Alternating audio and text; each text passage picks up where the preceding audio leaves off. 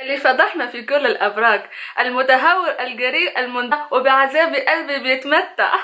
يا شقي انت يا خطأ، من ابتداء من 21/3 ل 20/4 ابريل هو برج العسل، برج الحمل، برج ناري، يعني حيوي متهور متسرع وفي ما يعرفش كلمة ما بعرفش، على طول بيساعدك. ده برج الحمل، ده انا بعرف طبعي. اول ما تشوفه هتعرفه بشياكته بحضوره بقوة شخصيته.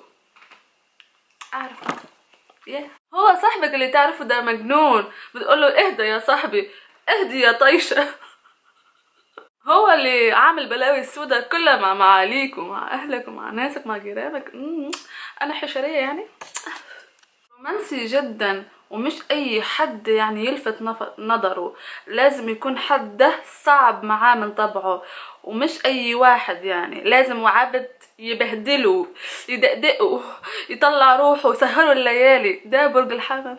لما يخش اول علاقة جديدة بينسى علاقاته القديمة، ويبقى العلاقة بتصغر شوية شوية شوية، وعلى طول بتضيع من نظره وبيلتفت العلاقة أجرأ وأحلى. انت يا حمل يا عسل. غيور جدا، وغيرته دي بتتعب هو وبتتعب كل من حواليه. يا برج الحمل انت والله منك سهل.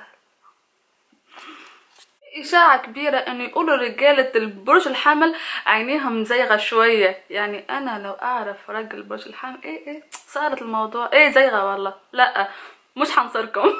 مشاهير برج الحمل هتلر قتل 41 واحد علشان مرأة حبيبته. يا الله الحمد لله إن هتلر مات الحمد لله. عمر الشريف يا عالمي، وحسين فهمي يا واد يا تقيل. مشاهير النسوة أكيد سيلين ديون. سيلين ديون جو تيم بوكو، جو تيم. لا مو سيلين ديون. وبعدين ماريا كاري ماي لاف. وبعدين اللي هزت عاشة مصر نادية الجندي. تحياتي يا نادية. يا جماعة مننساهمش في يوم عيد ميلادهم، وبقولهم كل سنة وانتم حيين بخير، وانا بعد كل سنة وانا حية بخير. جبتكم الهزورة والفزورة.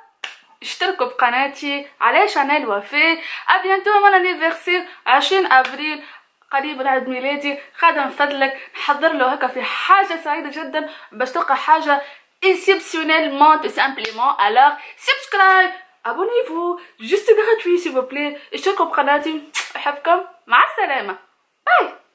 في اشعار صغينون كده انزلوا عليه اذاعه التانية شانيل وفاتو يا مراحب. باي. اشتركوا.